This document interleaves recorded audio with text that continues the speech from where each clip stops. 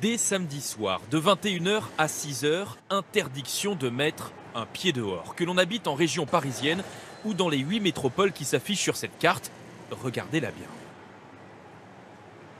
Plus de 19 millions de Français sont concernés par ce couvre-feu qui restera en vigueur au moins 4 semaines. Comme durant le confinement, il y aura néanmoins quelques dérogations pour se déplacer après 21 h. Outre les raisons professionnelles, dérogation pour un impératif de santé, pour rendre visite à une personne dépendante, pour sortir son chien ou montrer patte blanche avec un billet de train ou d'avion en poche. Les commerces, hormis ceux qui livrent à domicile, les théâtres, les cinémas baisseront également leurs rideaux à 21 h. En plus du couvre-feu, les rassemblements festifs seront quant à eux à nouveau interdits et toute la France est concernée sur ce point. Toutes les fêtes privées, comme les mariages ou les soirées étudiantes qui se tiennent dans des salles des fêtes, dans des salles polyvalentes ou tout autre établissement recevant du public, seront interdites. Dans toute la France aussi, la règle des 6 s'appliquera dans la sphère privée. Pas plus de 6 personnes chez soi pour un apéritif ou un dîner. Pour les régions concernées par le couvre-feu, retour de l'attestation à montrer en cas de contrôle. Et qui dit contrôle dit aussi retour des amendes, forcément. Une amende de 135 €, c'est-à-dire la même amende que pendant le confinement.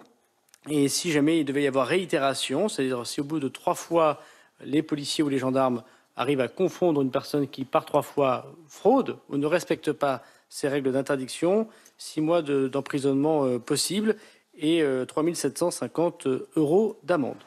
Les attestations seront téléchargeables dès demain sur Internet.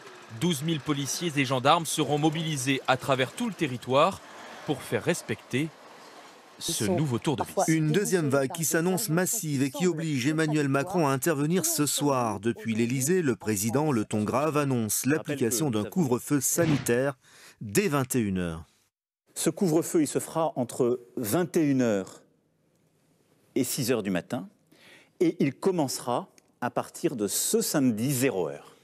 Un couvre-feu pour au moins 4 semaines en Île-de-France, ainsi qu'à Lille, Grenoble, Lyon, Aix-Marseille, Montpellier, Rouen, Toulouse et Saint-Étienne, jusqu'au 1er décembre, si le Parlement l'autorise. Ce qu'on appelle le couvre-feu est une mesure qui est pertinente. On en a vu la pertinence très concrètement en Guyane. Les nouvelles restrictions n'empêcheront pas les gens de partir pour les vacances de la Toussaint, car il n'y aura pas de limitation de transport. Mais par contre, le président rappelle une règle impérative à appliquer dans le cadre privé. On a dit pas plus de 6 à table. Eh bien, au maximum, pour notre vie personnelle, il faut qu'on fasse ça. Quand on invite des amis, de ne pas être plus de 6 à table. Le président a souligné l'importance de pérenniser les aides économiques indispensables pour contrer l'impact du couvre-feu. Le chômage partiel à plein, c'est-à-dire 100% pour l'employeur, va être réactivé pour tous ces secteurs. Hôtellerie, café, restaurant, tourisme, événementiel, culture, sport. Et puis, dès vendredi, dans chacune de ces métropoles, on va relancer une concertation locale avec tous les métiers qui sont concernés. Et nous allons améliorer la réponse économique avec tous ces professionnels. En fonction de l'ampleur que pourrait prendre l'épidémie, ces aides comme le couvre-feu pourraient concerner d'autres villes sur le territoire.